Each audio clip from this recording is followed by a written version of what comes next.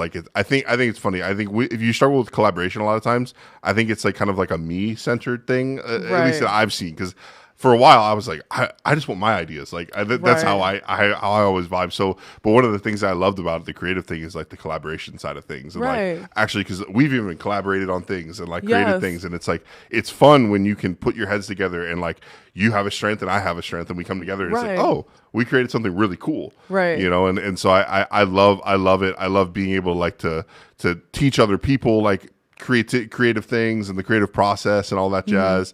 It's fun. I love it. And like my passion obviously is like video and stuff like that. And so we built this whole studio, and it's like I got to kind of put my dreams together of like, oh, I could do this and I could do that. And so it's cool. It's really cool. You know, I love being able, the other thing too is like being able to use the gifts to like get the word out there, get the gospel out there, and encourage people. Like what we do every Tuesday morning, encouraging people. Like I love being able to be behind the scenes and like, say, hey, I was able to have a small part of that, you know? And Chad's like the guy that's behind the scenes that like makes all this possible and happen. So and one of really the things grateful. that one of the things that someone said to me was, and I've heard in the environment, is like I'd rather be a small part of something big than a big part of something small. And so that's always been like my personal thing is like I'd rather just be the small part and make sure things are happening and be a part of a bigger picture than be the biggest part in a small pond. Right. And that's good. I like that. So, when you said that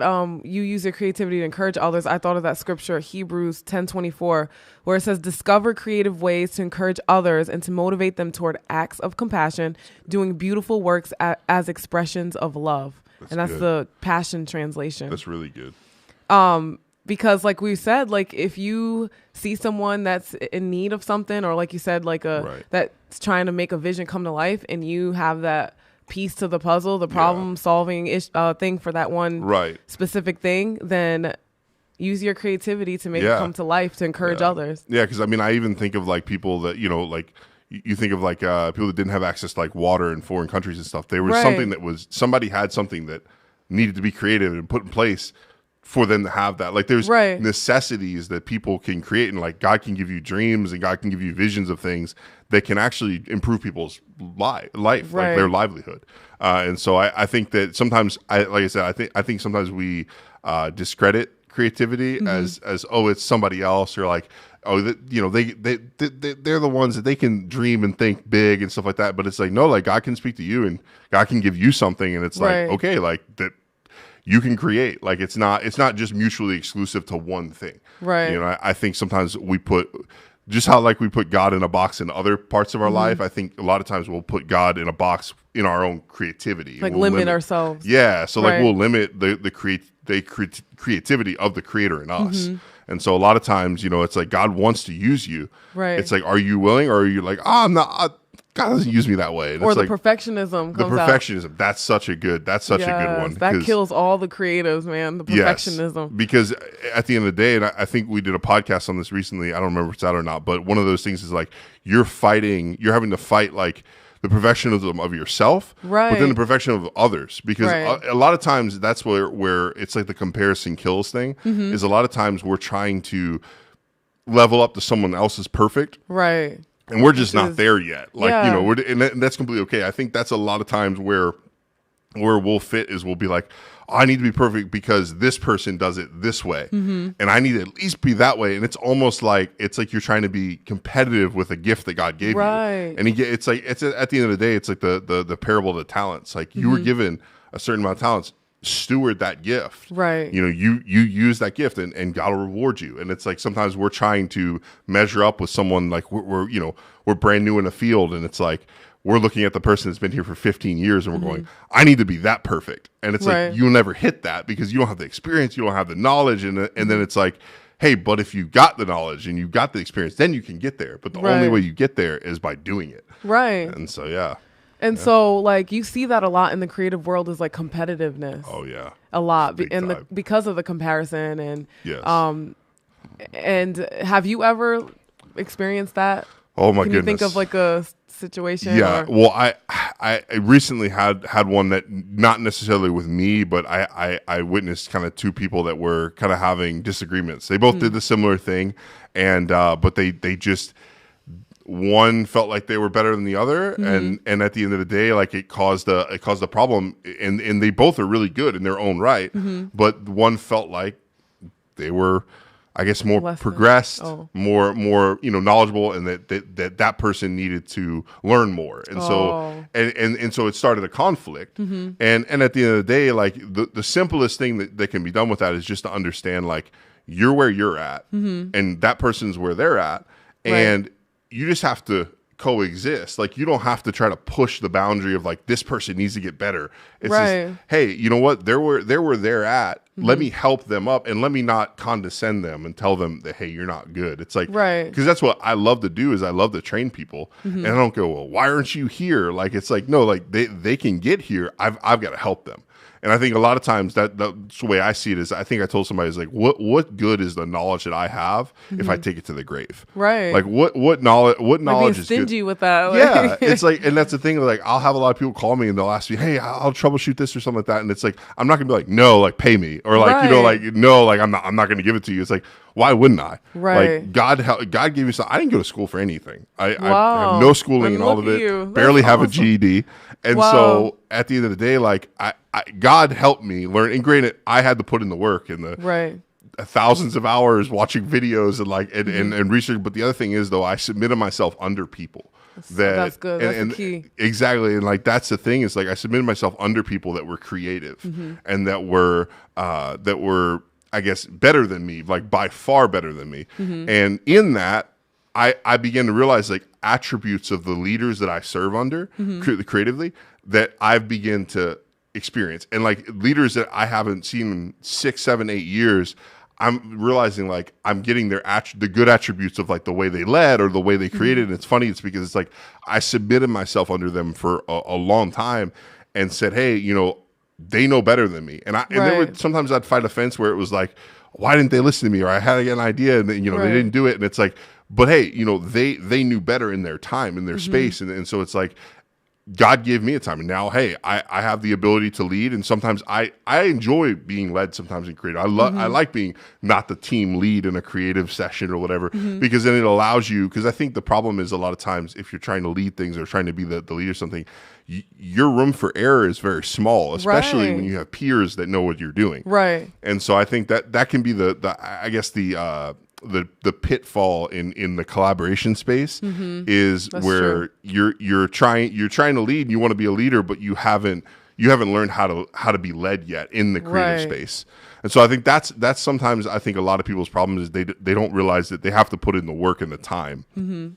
And sometimes it's a lot longer than others. Sometimes you look at people and they're like, they've been in this for 3 years and they're already at the top of their, the top of everything. And it's like, well, why is it taking me 4 years? And it's like, it can get frustrating, but I think everybody has to submit to their own process. That's good. And the thing is I think the thing I learned early on was I loved one specific field, and that was video. And I was limiting myself in everywhere else, graphics, like I only wanted to know video, like that's it. And I think what happened is like, there was one day I just had to realize, like, you know what, I need to learn marketing, so I can make better videos. I need to learn how to make graphics so I can make better videos. And then everything started to kind of go full circle and realize I was limiting myself by saying I wanted to be a master of one. And I think a lot of times in the creative space, a lot of people will say, like, well, I'm a jack of all trades. Jack of all trades. And people see that as like master of none. Yeah, master of none. People see that as a negative. And I kind of see it, I'm starting to see it more of a positive, in the sense that I can become a master of something because I know how to do other things. Right. And so I'm not pigeonholed in one area. You know? Well, Lance brought to my attention the other day, he's like, no one ever finishes the same. It's like master or jack of all trades, master of none. Yes. Whatever you throw my way, I will get done, or something like that. Yeah, and I was like, I never knew. Yeah. So hey, Jan, Rita, Brian, Lance. I've got it pulled up my phone. But yeah. I mean, that's a really good part. I mean, because I think a lot of times we discredit that. That entire statement, we just throw it out the window. Right. And so yeah, that's good. I mean, That's a big thing, and I think the biggest thing with creativity is just not to put yourself in a box. I mean, I keep saying that, but that is a big deal. Is like because at the end of the day, if you put yourself in a box, you're putting God in a box, right? And you hear that saying where you say to break out of that box, yeah, exactly, and that the sky's the limit, and that you can't put a ceiling on your creativity or what God is wanting to do. Yeah, 100%. But to go along with what you were saying, you know those movies like in the world, like the movies that they have of where that person wants to be a top fashion designer. But in order to be there, they have to be an intern or serve under that person first, like of the greats. And they think that they're going to end up like designing right away, but they end up having to be the person that goes to get the coffee or they're put in the mailroom. And they're like, how am I supposed to learn what you learned here in the mailroom? And like you said, through that, you have room to make error. You're learning the kinks. You're learning the behind the scenes and not just what you see. That's so good. Out in the front or what everyone sees, but you're learning about how this machine, this well-oiled machine is working behind the scenes. That's so good. So serving under someone is perspective. Key. That's what it is. It's perspective of a leader. Right. Because you're learning like, oh, like this is what they're thinking about. They're thinking about the mailroom. They're thinking about all the things that go into it. And all you're thinking about is that being one seen. thing. Exactly. You're thinking about that one dress. Or you're thinking about, and the leader and the person that's over, it's thinking, well, if the mail's not done and then this isn't done and the food's not done, then how are we supposed to create? How are we supposed to, if the environment's not right, how are we supposed to create? And you're just wanting to make the best thing, the best new thing. You're wanting to do that. And it's like, yeah, but you don't see all the pain that took to get there. Right. And so I think a lot of times that's where we have to submit to the process, because we have to say, hey, like we don't know everything, like at the end of the day. And so, hey, if we don't know anything, we need to learn it. And so like I think what's great, what you're saying there is like, if you're stuck in a minute thing, be the best person at that. Like put all of your effort. Yes. Put all your effort there and so into it, because at the end of the day, I don't believe that when you sow something, you don't reap it. Right. Like I said earlier, like just recently, like about how, I'm realizing attributes that I sowed when I was sowing service to people. I'm realizing now I'm reaping the benefits of it now. And it's like, that's good. I didn't see a harvest for 5-6 years on that, but now it's like, oh wow. Like the way they process things. Now I'm starting to understand the way they process things. And so like, that's so good, because if you don't submit to that process, like, how do you get the attributes of a leader if you never served under one? And if you don't know, like you can't just jump in and know right away. Exactly. Like you have to learn. You have to have others teach you what that looks 100%. like. 100%. Yep. I love it. Good morning, Jan and Rita. Good morning, Brian. So Lance said, what do you do when you hit a wall or a blockage? What do you do when you hit a wall or a blockage? How about you start with Yes. So I think with me, the biggest thing that I realized is a lot of times when I hit like creative blockages and things like that, it's like it can be something as simple as I just need to step away and like just reassess it, right? Like, and just go, okay, let me go focus on something else. Let me do something fun. Let me just walk around. And one thing I do a lot is I pace around. Like I pace a lot. And a lot of times that's just me stepping out from one thing and creating another thing. Because there's a lot of times I can't create in one arena. So I realize if I can't create in that one arena, maybe I can create in the other arena. And so I kind of leave it for a bit and then come back to it. Other times I've realized there's things that are in me that are creating blockages. So one of the things there was this. I talked about it on a CA podcast last year, but I hadn't dreamed like physically, like at night, dreamed in 5-6 years. Wow. And what I realized is through Prophet Kevin was here, and he said some stuff to me on the stage and prophesied over me. And what I realized was, and I didn't realize this till after, but the next night I had a dream. And it was the first time I started having vivid dreams of like how to edit a video. Wow. And you're like, yes. Yeah, I know. Thank you, God. And that's how God used to speak to me for years. But what was crazy is I could pinpoint where my last dream was when I picked up some offense. And it was literally in the creative space. There was things happening and I felt like I knew better. And as things progressed, I got offended at the people that I felt like I knew better and they weren't listening to me. And so I started building a fence. And what's crazy is that as that progressed, I stopped dreaming. So the one way that God used to speak to me a lot of ways and that I used to create was dreams. And what happened was it got normal to me. 5-6 years go by. I'm like, it is what I never realized it was tied to a fence. Wow. And then one night I went home that night and I just kind of wrapped through, okay, I'm going to forgive this person. And I had already been on a journey of forgiving people. But and what's crazy is I would forgive that person and, all right, God, I forgive this person. And then the next day I'd get a text from them. And they'd say, hey, I'm sorry for the way I treated you. And it was like the exact thing that I held the offense for. As soon as I released it, it was like literally it was released immediately. Wow. And so what's crazy is that next night, I ended up dreaming. Wow. And then I put two and two together. I'm like, oh, wow. The reason I was having a creative block was because I was holding on to an offense 6 years ago. Wow. And so I think there's a lot of times with creative blocks, like where we can get shoehorned in thinking like, oh, I just can't create there, or like, that well is dry. Well, maybe that well is tied to something like an offense, or like maybe you're holding on to bitterness over something, or maybe there's just something in your life that has to get resolved, and something that's kind of holding your attention. Because I think a lot of times when, especially I think with problem solving, like the way I think is if something goes wrong, I have to have a blueprint of how to fix it. Like if a pipe goes wrong, I got to know where it's coming from, where is it feeding into. And so like I think a lot of times like when we create, we have to know where everything is coming from, and where is the flow, so for instance, the collaboration, like if someone is coming up with the initial idea, I can't fight that idea, because there's a lot of times you'll say, you'll be in a group and they'll say, okay, this is how we're going to advertise this conference, or this is how we're going to do this promo. And you'll be like, yeah, but that's not the best way to do it. But if the leader is coming and they're saying, this is how we're doing it, you don't undermine them. Like, oh, I know better. Exactly. Just like, all right. So sometimes by us fighting the idea, it can create a creative block. Right. And then it's like, oh, we can't create. And then they're like, hey, we need this done. You're like, well, I don't think that's the way to do it. And it's like, yeah, but you got to submit to that. Right. Like, it goes back to what we were saying, where it's like, you got to submit under somebody. And then if you're the person that's supposed to be doing and coming up with the idea, and you have the creative block, you have to go, is this time for me to lean on others? Right. Because I think that's the hardest thing for a leader. Yeah. Is to say, hey, I'm not really sure how we should approach this. What do you guys think? Right. And so maybe it's not your place to create that initial idea. Maybe it's the group's or another person.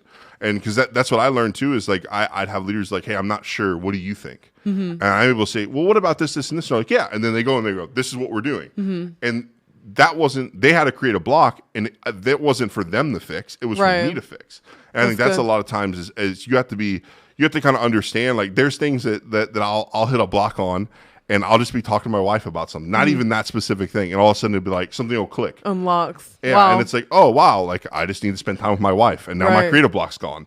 It's like, it's one of those things where it's like, it's not a one size fits all, but it can be tied to things, or it can be as simple as, like I said, I literally will pace this room and go back and forth and go, okay, this is what I'm doing. And then I'll get it. And it'll be easy as that. And other times you have to release something. So basically like realizing and evaluating what that thing can be, if it is something more than just, oh, today I'm off. Yeah. I mean, I have a similar story with that. When I was 13 years old.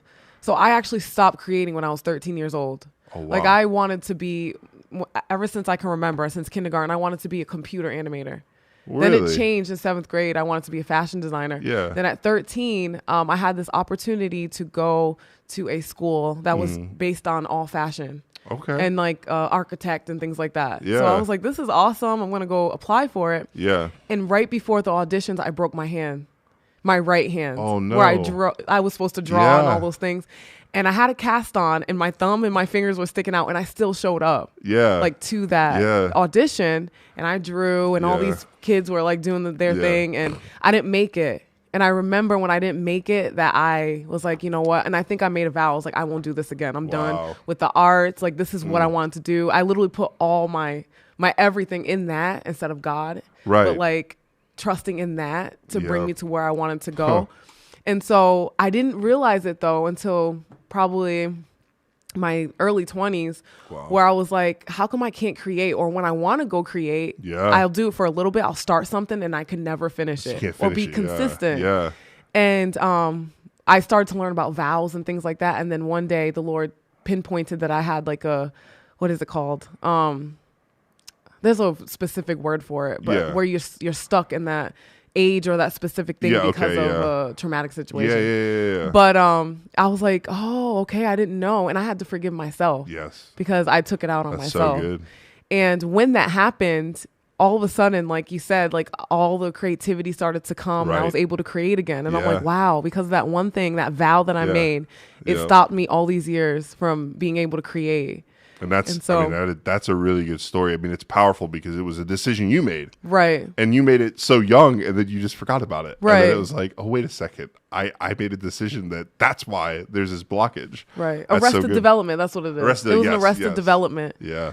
That's really good. I mean, that's proof that it's some things that we have to make decisions sometimes. And when we make those decisions, they can cause problems years down the road that we don't even realize. And so that's a really good story. So when you got into that, like, how did you, when you made that vow, was that the last time that you wanted to be creative, or did you have like spurts of it, or? I had spurts of it, but like I said, it wouldn't be consistent. Right. Like I'd start something, but I never finished it. I couldn't. It literally was like. Was it like a self-doubt thing? Like was it? Is that what it was? So now that I think about it, I was not a perfectionist until then. Really? Now that I realize it, I think that's when it creeped in. And you're saying perfectionist in like other areas, like not just the creative realm. Yes. Okay. Yeah. So perfectionism came on me, and everything that I did wasn't good enough. And I think it was because I made that vow where I'm like, I'm never going to do that again. And I just, because I hated myself, literally. Yeah. Because when I broke my hand, it was from myself. I got into a fight with my sister and punched her knee, and it was just something so stupid. But I broke my hand, and because I didn't make it, I just was like, I hate this. I hate me. I hate everyone. And so that's what happened. And it just kind of stayed that way until like a wall. Yeah. And I know that there's so many people out there. Like, I want to encourage you guys that if you have hit a wall, maybe you are in a area where you feel like you want to create, but you don't know how because there's this wall. I want to encourage you that you can dream again and you can create again. It's really good. Yeah. And I think, so that kind of leads to a little bit of what I was talking about earlier with you about, like, as a creative, we have to like feed ourselves. Right. And so like, I think a lot of times, like, especially in the church world, you know, like we can get caught up as creatives, we can get caught up of being in the background and whatnot. I sent you a video last night. There was a guy that was basically saying like what he found himself doing is like in a worship service, you know, or whatever, he would just take out his laptop and like just start working. And like, that's like, he realized like that he wasn't having any connection with God because he was doing something that was considered work and like and considered something he had to do, but like it was basically like cutting himself off. Right. And what he realized is like he had to dig in for himself. That's good. And like and one thing he encouraged was like, if you're a leader, like if you're leading on empty, the only person the only reason you're leading on empty is yourself. Like and that you have to feed yourself. And so he said he would get up at like 4 a.m. And start praying and reading his Bible, and like because that's what he had to do. Right. And others, they have other time in the day and stuff like that, but it's like, especially as a creative, especially at church, if you got conferences going on, you got all these things, like there's a lot of things that your schedule is constricted. You're always working in a worship service or in preaching or whatever, and so it's like you have to be the one to feed yourself. You know, like at the end of the day, like you can't be waiting for a revelation, right? When it's like, hey, you can dig in and you can get that revelation. You don't need someone else. And I think a lot of times that I know when I was leading, because I was in church kind of doing, you know, leadership, leading media department for like about 6-7 years. And one thing I found a lot of times was I was leading on empty. I wasn't sat in service for 3 years, 4 years. And then I get to the point where I'm like, you know, I got dry, and it was like I almost was like kind of leaving God out of things and realized like, no, I have to be the one to press in. Like I have to be the one, like I can't rely on my pastors or even my peers to feed me and give me revelation. I have to get it myself. And I think a lot of times as creatives, we can get in this place of like, you know, like someone else has to feed me. Like I'm doing all this work. But then it's like, no, you got to feed yourself. Right. You have to get in. You got to get in the word. You have to ask God for revelation. Like, because at the end of the day, you know, how are you expecting to break through and say like create a block or something like that if you can't even feed yourself? Right. And that's probably why you're experiencing that, is because we get burned out if we don't have that connection to God. Yeah. Because if he's the creator in us, we're basically creating what we see and what he's showing us. But if we have that disconnect, then we're not able to pour into others or bring life to that thing that we're trying to create. That's really good. And burnout is an interesting topic. Because that's like a whole nother. I think the thing about creative burnout too, a lot of times is like, I think a lot of times burnout's our choice. Right. And then sometimes it's other people's choice in the sense of like they're pushing you like, hey, you got to get this stuff done. And then you're like, I can't do it anymore. You're like, but a lot of times creative burnout and even just burnout in general comes from us not setting boundaries, from us not saying like, hey, this is where I need to be. This is the goals I want to hit. And because that's what I find with creatives a lot of times is they don't set goals. Right. And so then by not setting goals and not setting milestones and like these are the things you have to do, you feel like you have to do it all at once. And so a lot of times, I mean, especially if you're doing a lot of projects or like whatever, and you're having to be creative in the space, like you can burn yourself out by just not establishing order. That's good. And it's so people are running over you or asking too much of you, or and because even yourself, like because one thing I caught myself in a lot of times when I was working in church was like I would have so many projects going on and I would be over so many different things, and I wasn't appropriately like focusing on like say, okay, right now I'm going to wear this hat, and right now I'm going to wear this hat. What was happening is I'm wearing all the hats at once. And my creativity was just like hitting a wall. Yeah. And by that, I started to get burned out. And I started to be like, I don't like this. Like, I don't enjoy this. Like, because what was funny to me is like, you know, the quote of like, if you enjoy what you do, you never work a day in your life. Right. And I felt like that for a while. Like, oh, I love it. And that's why I got into, you know, into doing church media and stuff was like, oh, this isn't work. I love this. And then it's like, oh, well, you got to meet this deadline and you got to meet this deadline. You got to meet this. And these are all the different things. And you have to oversee all this. And it's like, and you have to do it all.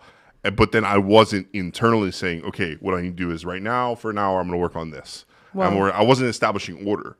I was just, as things came across my desk, I was trying to do it right away. Like, and then more stuff would come, and then I would put that on the side, and I would do something else. And what I found is like because I wasn't setting order. Right. Now there were other reasons that I was experiencing burnout and you know bad leadership or like whatever unrealistic expectations. Right. Because that and to not say burnout happens just because of yourself, but for me personally, I saw myself being burned out because I wasn't setting boundaries and order. Right. In my own thing. And it's one thing I always say is that glory follows order. And if I'm not in order, glory is not following me. That's good. If I don't put myself in order and I don't put my life in order, glory's not going to follow me. Right. And that was one thing I found was like I was devoting so much time to my work in the creative space. I was neglecting my wife. I was neglecting my kid. And I realized if I don't get this in order, God's not going to honor it. Right. Because at the end of the day, we're called to our spouse, our kids. Like that's what we're called. That's who our ministry is to first. Right. After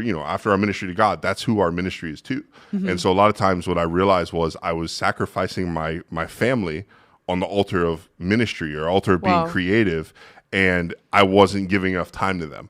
And so once I severed that and realized, you know, severing it was meant quitting and moving to West Virginia, you know, I went the extreme route. Right. But it's crazy because all the things that I've been able to do and accomplish now in a year, I feel like I wasn't accomplishing half of it creatively when I was where I was previously. I'm not even talking like geography or, you know, geographically. I'm talking about where I was creatively a year ago. I don't feel like I was creating that way. And so now after kind of removing that and like taking the creative block out, I'm not getting burnt out. Right. And I'm creating a lot of different spaces for a lot of different people, but I'm not getting burnt out. That's good. And so I think it's because I realized like I had to change the boundaries. Yeah. Rita says, also when we don't remind ourselves who we are doing it for, the Lord Jesus, that will bring burnout. That's so right. true. And I was just about to say that with identity. Like if we don't know who we are in Christ, then it can turn to performance. Yeah, all that to where so like good. And people pleasing. Like I'm gonna do all the work because I want you to like me and notice me. That's so and good. If you don't know who you are, you'll end up burning out. That's good. And I know that I've been in that place before. I'm like, I got to do all the things so that I can be seen or that I can know that I'm valued. But when you know that you're valued and whose you are, then you won't have to, you'll be able to set boundaries and you don't have to take on all the things just to be valued or feel that value. Yeah, that's really good. I love it. Let me see. Yeah. But yeah, I mean, I think the thing too is like I think in that space is like when you're being creative, a lot of times like you're vulnerable. I think like when you create with other people and stuff, like you're opening yourself up. Right. And one thing, it's true. So one example that I learned, and not because I was a part of it, because I observed it, was like songwriting. Like oh my goodness, that's like a whole. It's like you're opening up your soul. Yeah, to and they even else. say like if you're gonna songwrite with the opposite sex, yes, that you need to have multiple people because you're literally sharing a piece of you with that person.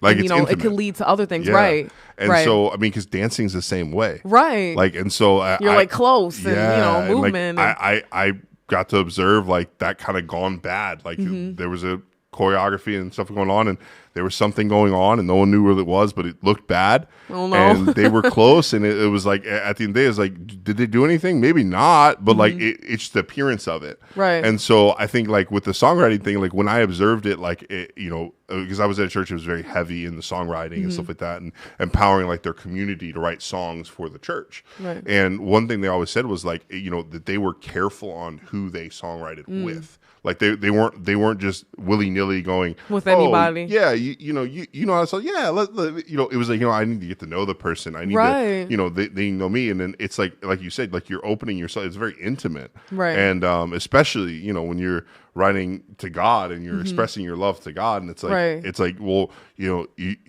you have the strong I guess the strength to say for someone to look at you and go that doesn't make sense, and you go.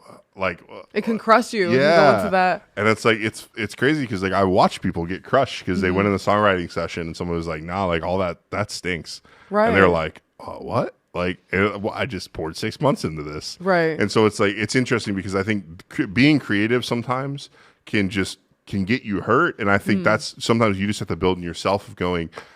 It's kind of the submitting thing is in the sense of I'm going to submit to the process, right? And if the process has a leader, I'm going to submit to the leader. Like if it's a bad scenario, then I need to get myself out. But I think at the end of the day, like you need to look at it. You need to go like I'm going to submit to the process, and I'm going to submit to this and be okay getting hurt because I think at the end of the day, there's the pruning, right? Like right.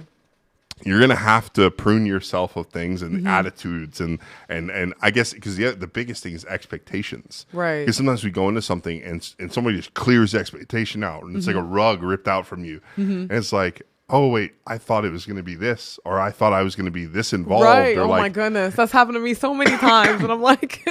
And it hurts. Yes, it hurts. Because it's like this, your heart is like... Yeah. and what you can do is you can get a hard heart. Right. And then there's your creative block. And then it's like you can't... It's like you wanted to create in the space and now you can't because you got a hard heart towards a leader or towards even a process. Right. Because I realized I was getting frustrated with processes. Like I was like, why do we have to discuss this and do this and do this? Why can't we just jump in and do it? And I'm like, no, there's a reason for the process. There's a reason for the discussions. There's a reason for the collaboration. And then Lance said, how about being misunderstood as a creative child? Well, when I was a child, I was creatively destructive. So Me too. I was definitely misunderstood.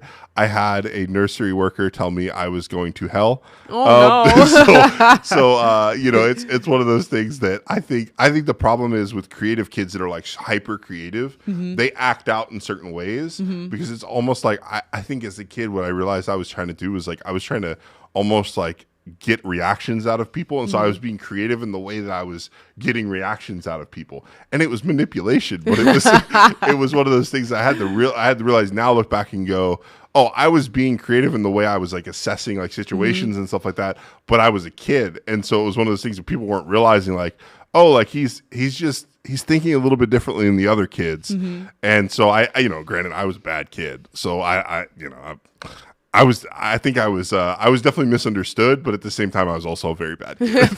So it was like both. Yeah. So with me, the sky was the limit. Like you literally could not tell me that I couldn't do it. And so if I saw something on TV, I'm like, I could do it. I could create a carnival in my backyard. And I would try to do things like that. I'm like, I can make a ride. Or one time I tied up sheets from my bunk bed out the window and I hung my siblings out of it from the second floor. That's good. And I'm like...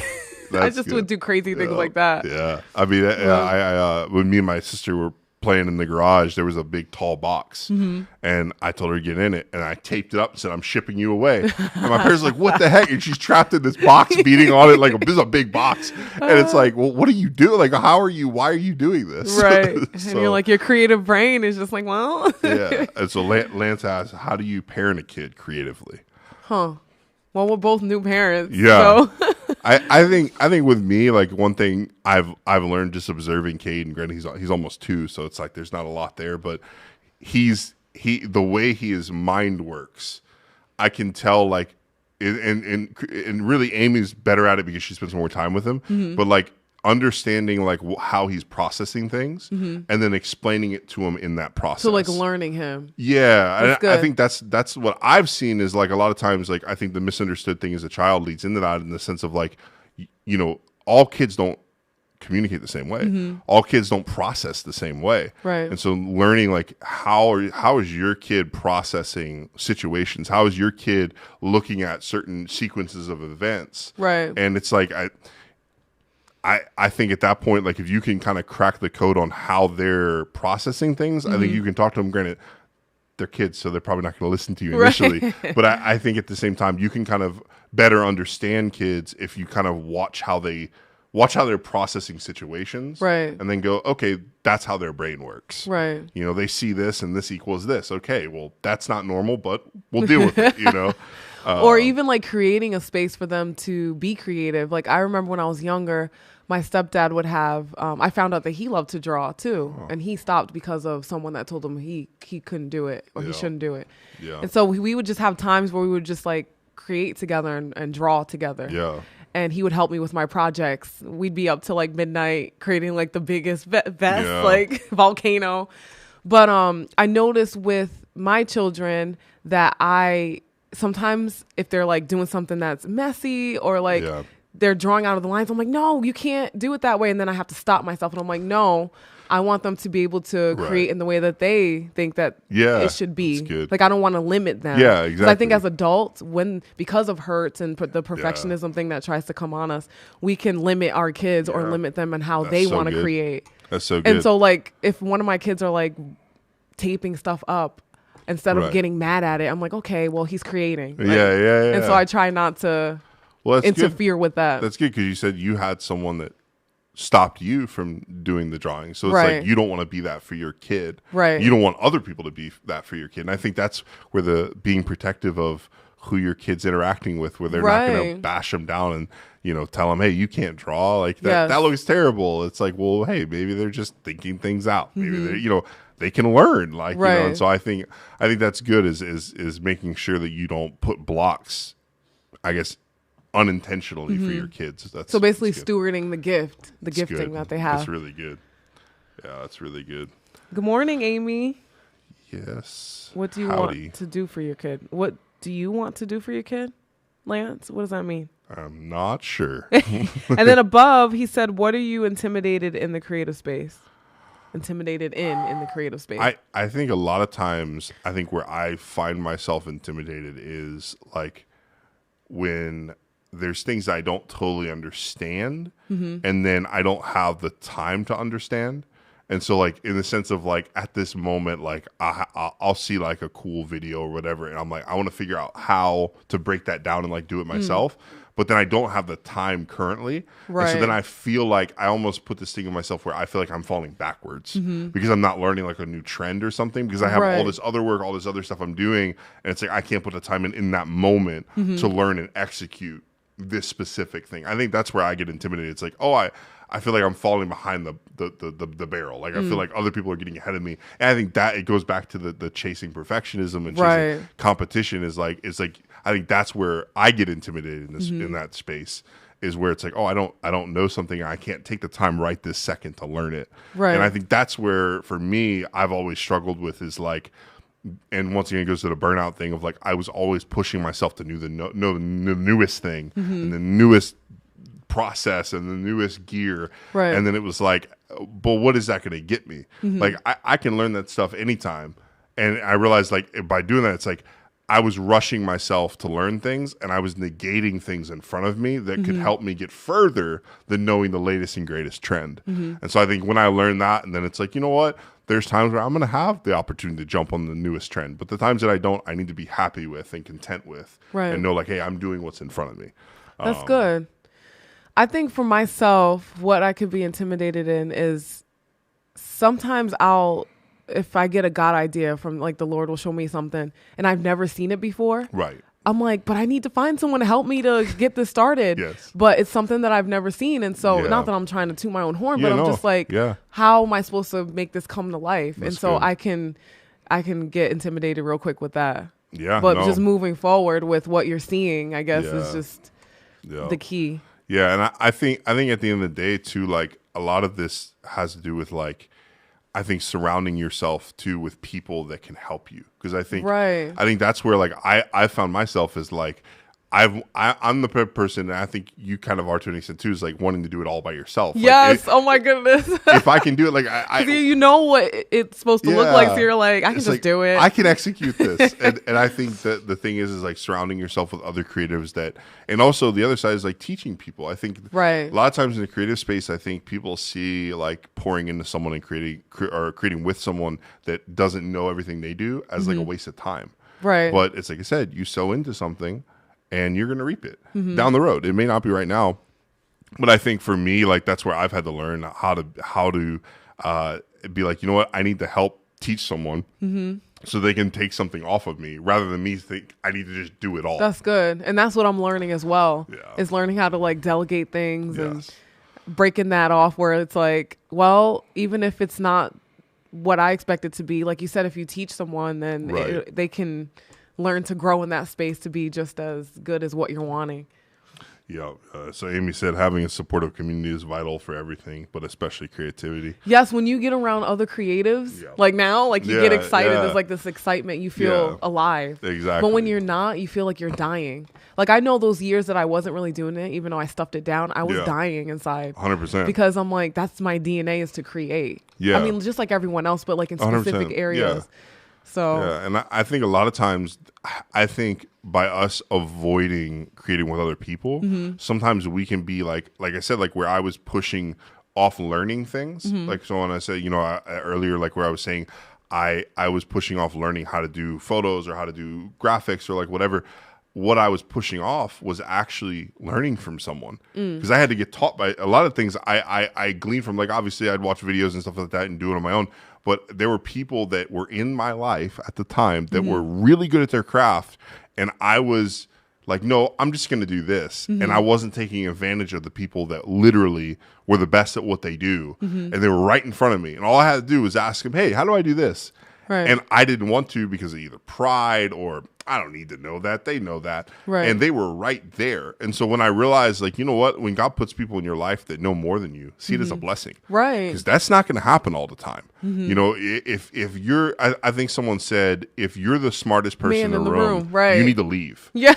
Like if you're the best at what you do in the room, you probably need to leave. And what that means is like, you want to be challenged, because always learning. If there's not someone alongside you that's coming up and that's being better at things than you, then what are you going to chase? Like where creativity, like if there's not someone creatively pushing you, and that can be a spouse, and that can be a good thing, is if a spouse to tell you, hey, what do you think about this? I had this idea. Well, you know what about this? And it's like, that can push you, or it's a friend group. I have a friend group that I do things. I'll send, hey, what do you think about this? Like, and at the end of the day, like because I remember when I first started at one of my jobs, I was doing a lot of things that weren't being done, I guess, in the space that I was doing it. And I would send it to people and I would get legit like critiques. And I had to realize, like, I'm not going to take this to heart, because what they're doing is they're trying to help me be the best me in this space that I possibly can.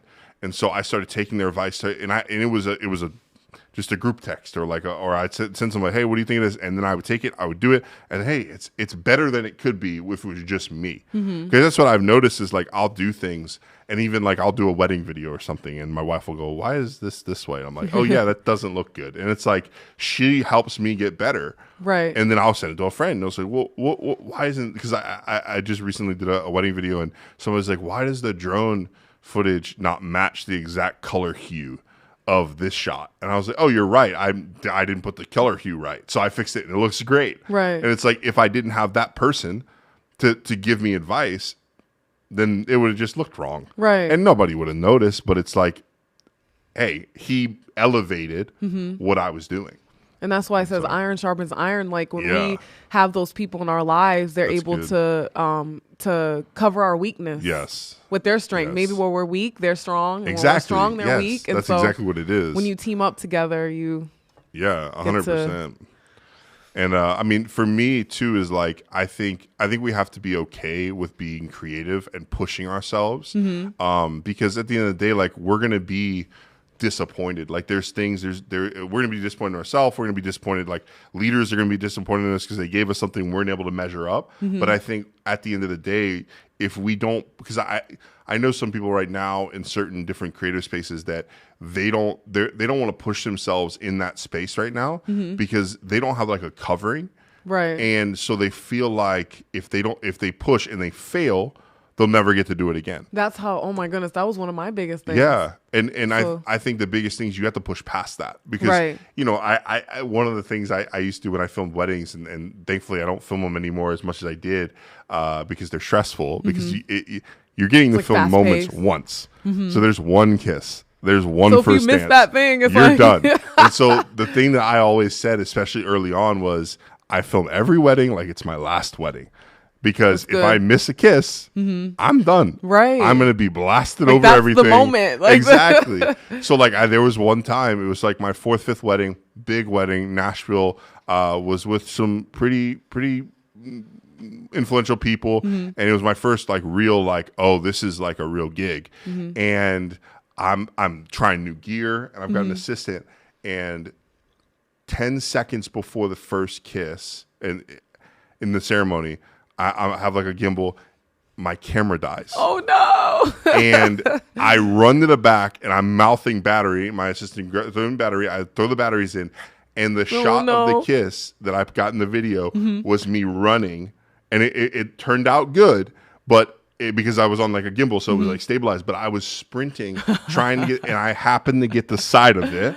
And then I was able to run and get, when they did the second kiss, and make it seem like it was one kiss cohesively. Oh my goodness. But it was like in that moment, like I had 10 seconds to figure out what I was going to do. Right. And it's like there's sometimes where you have to put yourself, like if you don't put yourselves in that situation, then how are you going to know how to react to that? Right. And so now I know, like it's funny because like I know how many batteries I need, you know, and with my first couple of gigs, I didn't know how many batteries I needed. And that's what I was fearful of. How much storage space do I need on a card? You know, how much, and it's like, if I never did it, I would never know the answer. Right. Or to even help others out. Exactly. Now you're able to help others out in that because of the experience. Yeah, and I push past I don't know it all. Right. It's you don't have to know it all to create. You know, I think one thing I found was I was in a small town, and there was someone that was doing wedding videos, and that was what they were doing. And so like by me doing a wedding video, it's like why he's not good at it, he is. And so what I realized was nobody was doing engagement videos. So you found the problem, and you were the solution. So all of a sudden I'm doing engagement videos, and everybody thinks if they see Chad with a camera, he's either filming a church event or he's filming an engagement. And that's less stressful. Way less stressful. You can mess up. Like it's way easier. And everybody wants their engagement video differently. So I did 8 or 9 engagement videos. And then I shoehorned myself into weddings because the people that I did the engagement videos with were like, oh, I want to use it for my wedding. Person, right? Yeah, about 50%. So I worked myself in a space where I had no room. And it was just because I said, you know what? I can't say yes to doing the weddings because I can't get into it. No one's going to give me the gig because I don't have an example. But engagement videos, like nobody's even doing them, so nobody cares if they mess up. Right. And so it's like I would do them, and then I slowly earn people's faith. Hey, do my wedding. That's good. And so it was like God gave me creative space because I said yes to a process, and then God gave me the creative idea to shoehorn myself in, and then it was like, oh, there it is. And so, good. Lance said, "What is your biggest mistake you thought you would never recover from, but you did?" A lot of them. That's I gotta think. My biggest mistake, man. I'm gonna get back to you on that, Lance. I gotta think for a second. I mean, I think generally for me was like during big projects, I would overthink things, and I would get caught up. And so like there was a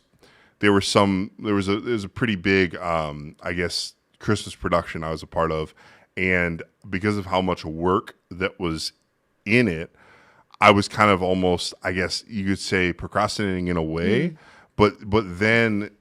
What that did is had I just done what was in front of me, there was a monsoon of work that came to me in the middle, right at the end of it, that wasn't my fault. Like I didn't cause it. It was totally miscommunication between people. But had I just done what was in front of me, not procrastinated, I wouldn't have had to be there for 100 hours that week. But I would have just had to been there for 60 or 70. But because I procrastinated and I messed up, and that's probably the most issues I've caused and had to recover from was procrastination. Is like me too. That's why something popped in my mind too when you said that. So go ahead. Along the same line, it was around Christmas time, and I wrote this play called The Scrooge Wears Prada. Me and my friend were writing it together, right? And it was around the same time that we were planning for a wedding. And this isn't the biggest thing, but it's one I can remember right now. And we were planning our wedding, and it was just too much. And I guess I didn't delegate, because I thought I could do it all on my own. And so halfway through the production, they announced it to the church and everything. And I had that creative thing too, where I can only go so far. Yeah. And so I had to cancel, like, because of the procrastination. I was planning everything. I didn't delegate, and it was so embarrassing. And because it was already like out there. And and I think that's the thing, is a lot of times it's self-inflicted. Like the mistakes, like it's things that you look back and you go, man, I could have just corrected that. But I think it goes to what we were saying, is like, you have to jump in it. You have to make the mistakes. You have to fail. You have to procrastinate to learn. You can't do that. Right. Like, it's like at the end of the day, when you look at everything, you look at the scope of it, you learn. If you're not learning from your experiences, and this goes in life, not just creative experiences, but if you're not learning from it, you're not doing it right. Right. Like if you're not learning, like if everything you're doing it isn't giving you a new like do or don't, then you're doing something wrong. Right. And I think because that's the way when I come across projects and stuff like that, and I finish a project, I'm like, okay, what did I learn from this project? Like, and it might even be like a month later, I'll go, okay, what would have I done differently, and what did I do right in the moment? Like, especially when there's things that call for like, I guess you can say like, in the moment decisions. Like, what made me make that decision? Like, like going back and going, okay, I made the right decisions, but like, why did I make the right decisions? Did I make the right decisions because somebody around me was helping me with the decisions, or what did I make it because of like, did I make a 50-50 decision, and did I make it off the right? Like, did I make it off the right information? And I think that, because a lot of times, especially in production, and that's what I've been around forever, is like, you're forced to make, especially in big environments, you're forced to make decisions in 30 seconds. And it's like, did you make the right decision? How did you come up with the right decision? Is there a better way to formulate a better decision? Like, yes, you came up with the right answer, but was your process right? Right. Because sometimes you can do 2 + 3 and you can equal 5, but maybe you could have done it quicker. Right. Like maybe these things could have happened quicker. And it's like, so I think that's where I look at things, and I kind of assess them. And I don't always try to like critique myself immediately after things, especially like big events and things, because I do 3-4 day events, and like by the third day, something goes wrong, and you're having to like do it off of no sleep, 2 days and 3 days of no sleep. Just caffeine is the only reason you're alive. And you're like, coffee. Yeah, coffee. Or Red Bull. Red Bull, whatever. And it's like, that's the only reason I'm even thinking right now. And so why did I make that decision? And so that's kind of like where I come into that. Another thing I can think of is sometimes I'll get an idea and maybe I'll procrastinate on it or something, or I'm not sure how to implement it, and then I see someone else doing the same thing. Yes. And so I know a few times in the past when I've seen that, I'll just say, well, I'm not doing it because they're doing it now. And if they do it, they're going to think I'm copying, or it's going to be better. Like, it's that like comparison thing. Yeah. But I noticed that someone told me before, I don't know if it was my husband, but he said something like, when someone has an idea as well, or if it's the same thing, he's like, is it, or if they steal your idea, he's like, was it your idea in the first place, or was it God's idea? Yeah, it's good. And that doesn't mean you stop. You continue to do it because God told you to do it. Yeah. But your sphere of influence or your people that you're supposed to pour into is different from that person. That's so or they'll good. reach someone else differently from you. And that's a good point, because sometimes we forget that. Right. Sometimes we forget that, maybe God gave us the same idea as someone else, but it's for the people that we're in front of. Right. Because the people they're in front of is a different group of people. Right. Maybe and the thing is, the way you're going to communicate it, or the way you're going to do different. Is going to be different for your subset of people. And so I think that's ultimately, like, I think a lot of times, like, that's a really good point, because if you don't realize that and recognize that, not only will you discredit the idea, but you'll discredit yourself. Right. Because you'll go, oh, that person got the idea first, or they were able to execute it. I came up with a second, whatever, or I didn't execute it. Right. And you beat yourself up. Right. And it's like, no, like, God gave you that idea. Like, no, you had that idea, then you should run with it. Like, even if, because like the biggest thing is like, when I look at things that I'm doing that are similar to other people, I always am like, God, give me the spin. Like, help me spin it differently. And that's like kind of leads in, like, so starting a podcast on Friday called The Back Pocket Creative.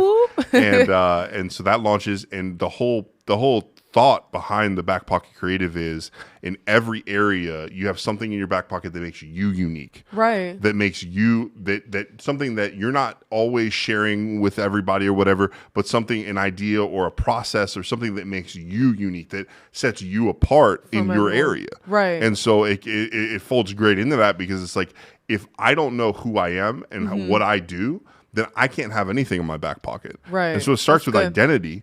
And it starts with knowing, like, who am I creatively? Am I the guy that can come up with the ideas but can't fully execute? That's okay, because there's people that are visionaries, that are really good at thinking things, and then there's the people under them or even side to side of them that have to come up with how to do it. Right. And so, like, it's the process of, like, okay, there's someone that can envision what's happening, and then someone has to build a tent around the idea, and then someone has to build the things in the tent, and then someone's got to market what's being built. It's like, you may not. I think a lot of times too, like, we hold on to things that we're only meant to give away. Right. So, like, a lot of times, and I think that plays into what you were saying there, is like, maybe God gave us that idea to bring to a group and them take it. Be able to do it, right? And it's like, maybe sometimes God gives us things creatively that isn't ours.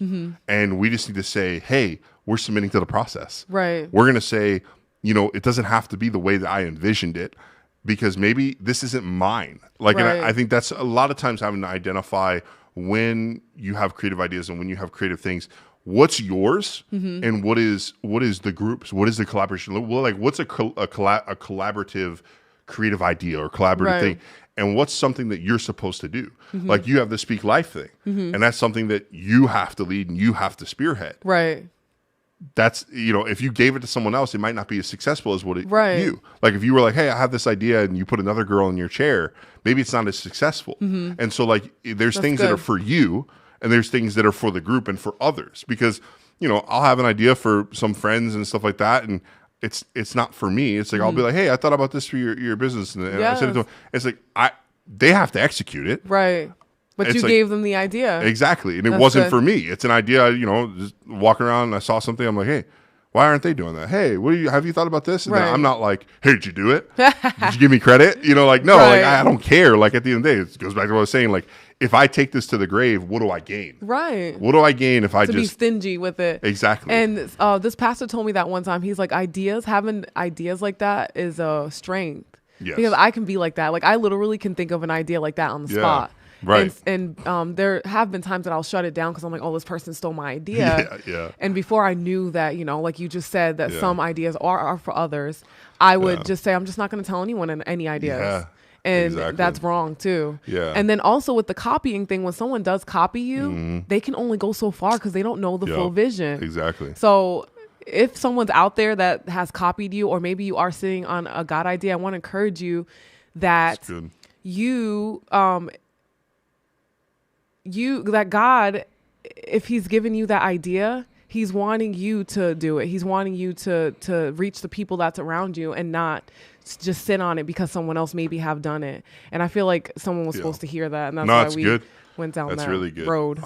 Yeah, I mean, it's really good because, yeah, I think a lot of times if you clutch onto what's in front of you, you won't get anything else. Right. Because that's what I've realized a lot of times when I hold on to things. I'm like, oh, and it goes back to the creative block thing.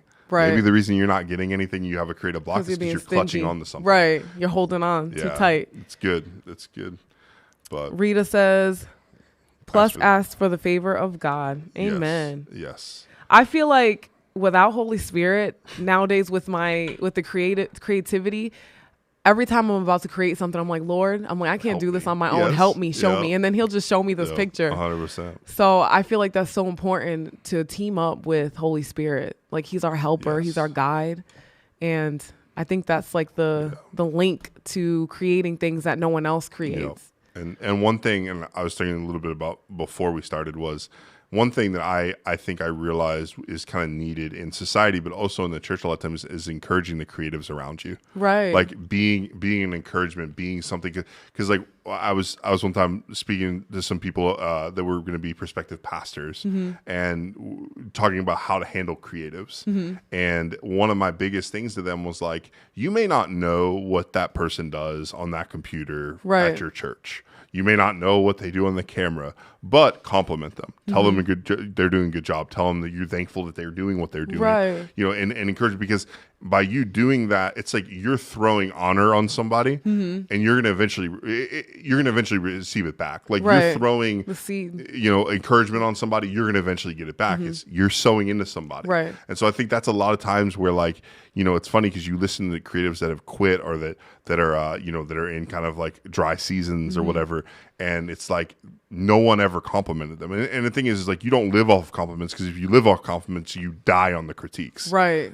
And that's just what it is. You might live on the compliments for now, and then they'll kill you with the critiques later. And so it's critique, like, and so it's like you never thrive on the compliments. But there's some people that are so close to quitting, and all they need is, hey, you do really good at what you do, right? And that's all they need. And you could be that person for them that keeps them going. And like, is it right that they're going? No, but I think we all thrived on compliments at some point. Yeah. And the reason we kept going at some point early on was because of a compliment. Like, hey, you're good at that. I am. What if you don't know you are good at it, exactly. Right? Like, and so it's like, because for me, like the way I started all of this was I started serving in a parking lot, met a person who was running camera, started running camera, and they're like, oh, you're good at it. How about you do this? And it's like, if they had never moved me on and said, hey, try this, I would have just been like, oh, I'm going back to the parking lot. I'm serving God. I just want to serve God. I just want to park cars. Like it's like I wouldn't have thought anything of it because, hey, I park cars well. Like, and then now I found my calling because someone was like, hey, you're actually good at this. Let me teach you how to do this. And it was like, because that person was willing to go, hey, you can do good in this area. Wow. And hey, you're good at this. And then I kept going because at the end of the day, like I didn't have to do that. Right. And so because of a compliment, it brought me closer and closer to my calling. Right. And it was like, hey, now I'm fulfilling my calling. And you trace it back, and it's just because somebody was like, hey, you're good at what you do. Oh yeah. Oh, I didn't think so. I'm just helping out. Right. And then people start to go, oh, I want to dive deeper into it. And it's like, and maybe, and the good thing too is like a lot of times you dive deeper into something, you go, oh, that wasn't for me. I may be good at it, but that wasn't for me. There's something else. And like, I think, but it's always good that it's like, I'd rather compliment someone and them not quit and them figure it out on their own than quit because they didn't feel accepted in what they do, if that makes sense. That's good. That makes sense. Yeah. And also the other thing that you said was that someone was willing to teach you. Yes. I feel like people aren't willing to teach people sometimes because they don't want them to be better than them.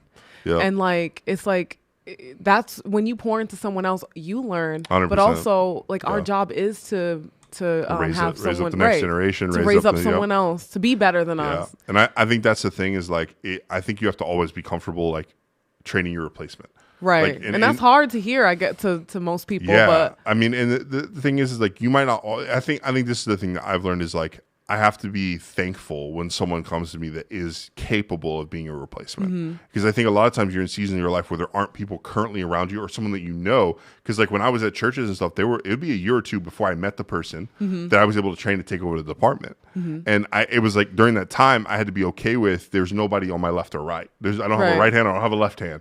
It's just me. And I had to be okay with it, but then establish when someone came in, oh, that's the person. And everywhere I was at, eventually you find somebody and you go, okay, I'm going to pour in this person. If this person beats me out, it is what it is. Right. At the end of the day, I think that should always be our goal, that this person succeeds us. Right. Because if they're not jumping and they're not leapfrogging over you, then you're not doing a good job as a teacher. You're not doing your job, right, as a leader. Yeah. And I was going to say that's how it is as parents. We want our kids to surpass us, to do even more than what we've done. Yeah. Can you encourage someone out there with that? Because I feel like that's like a... With encouraging kids or just in general? In general. Like with the maybe pouring into someone else to be better than you. Yeah, I mean... Instead of holding it 100%. Like, I feel like the more you give is the more you receive. And so I think you don't give to receive, but at the same time you understand, like, when you build someone up, you're sowing into something. You're sowing into someone's life. You're sowing into a calling. You're sowing into something that God has given them a gift just like he gave you. And so God gave you something to pour into somebody. And I think when we stop pouring, we stop receiving. When we stop pouring out, we stop receiving. So today, if there's somebody around you that you can kind of huddle in and mentor, that's the best thing you can do, because by mentoring, you're able to pour out so that God can pour in. And I think there's so many things too that you can learn from the people you're training. I've learned from people that I've trained, and they do things or make a quote unquote mistake, and you go, oh, that wasn't a mistake. That was perfect. Actually, you know what? That's your process. Because the other thing I love is, like, when you train people, don't put your spin on things. Let them learn themselves. And so, like, that's one thing I do is, like, I let people figure out their own creative process. I tell them how I do it, but then, like, hey, learn how you're going to learn. So like, you're not like a micromanager. Yeah. That's good. And I think that's one thing is, like, I think a lot of people want to make their imprint on people. Right. Right. Like, you want to be control. That's mine. You see that person, he's mine. And it's like, I don't have that mentality, because at the end of the day, who are they ultimately getting everything from? It's God. It's not me. All I am is a vessel. They have to take the talent inside of them, and they have to pair it with knowledge, because all you're doing is giving knowledge and encouragement as a mentor. Right. And so you give knowledge and encouragement, their ability and their talent has to take over. And so eventually it's no longer yours, because they're going to be operating on their own talent. And the only thing that's going to be left on them is your knowledge. Right. That's good. And so one of those things is just knowing, like, once someone gets, because I think the other side of all of it is, don't get bitter when someone forgets where they came from. Right. Because at the end of the day, that's a big one. I think a lot of times we want almost like a stamp of approval, like they didn't give me credit. Like, I'm the one that built them They got up. to the top. They did it because they just left me. Think of Joseph. Yeah. How he thought. Oh my goodness. Yes. And so that's a perfect example. And so it's like, I think we have to understand. You have to teach people, mentor people without strings attached. Right. And I think when we do that, God honors it. Like, God honors it. God honors it. God blesses it. And as long as you're following in the footsteps of what God has set out of mentorship in the Bible, because there's examples all over the Bible. Right. If you just type in mentorship Bible, I promise you're going to find all stories throughout the Bible of people who did it wrong and people who did it right. And it's like, there's examples in the Bible of how to mentor someone. Right. And I think as long as we're selfless, I think that God will reward us. But also, my biggest thing that I love, my biggest reward, is watching someone that I helped in some capacity succeed. And I think once that starts to be the thing that motivates you, is instead of getting a reward for it or getting notoriety of, I trained this many people, it's like, silently watching that person and going, that's awesome. Like, I'm so glad they took the knowledge I gave them, and they took it and they let their talent take over. That's good. And you get your reward in heaven. Oh, so just because like, you're not like, or maybe, like you said, that person forgets where they came from. Right. Or they're like, they get the credit and you don't. Yeah. You get your reward in heaven. God sees and he knows. Yeah. And I know for me in the past, I would see someone with potential, and I would be afraid that I would be replaced. Yeah. And so I would hold on to maybe pouring into someone because of that. Yeah. And the Lord had to show me, like, I didn't really know who he was, because if I knew who he was, he's not going to forget about me because Yeah. I'm a daughter. He's not going to Yeah. forget about you because you're pouring into someone else. That's how, like you said, the next generation fills our shoes is for us pouring into them. Yeah. And I think there's a lack of that because of the fear. Oh, yeah. Yeah, the fear of losing your job or losing your or not being the one. Exactly. Yeah. So So that's good. Right. So, well, it's been fun. I think we should do this again. Yes. I love talking about the creative side and with God. I'm trying to see if anyone else wrote anything. And I hope that you guys out there enjoyed this time. Yeah. Chad, would you like to pray us out? Yeah. So God, right now, I just pray that you enlighten us to the things that we can do, that we can create, and that you've given us, and the gifts that you've given to every single person out there, even if they don't view themselves as a creative, God. I pray that you would just give us knowledge of the places that you have made us creative, and God, that you allow us to operate in those things, and God, just protect us from comparison. God, protect us from thoughts that would just knock us off the path. God, protect us from people that would speak ill will against the things that you've given us, God. And God, I pray that you would just, as we give things to you, that you would receive it, and that we'd be able to just grow the kingdom through other people, God, through things that you've put in front of us, God. Help us to see what you've given us and not belittle it. Yes, God. In Jesus' name, amen. While you were saying that, I just saw this box, and I know that's cliche when it comes to the creative, but it was a box that was built from words from others, words from yourself.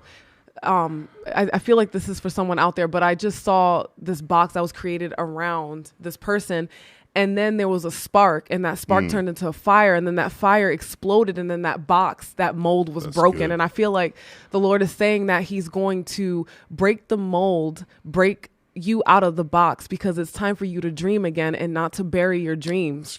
And it's time to revive them again, because he's wanting to use the creatives in this timing to be able to reach the younger ones in creative ways. That's really good. And so I hope that speaks to someone out there, but it's time. Yeah. It's time for our dreams to come alive again, and for us to dream again, and to create and to bring life to the dead things around us. That's really good.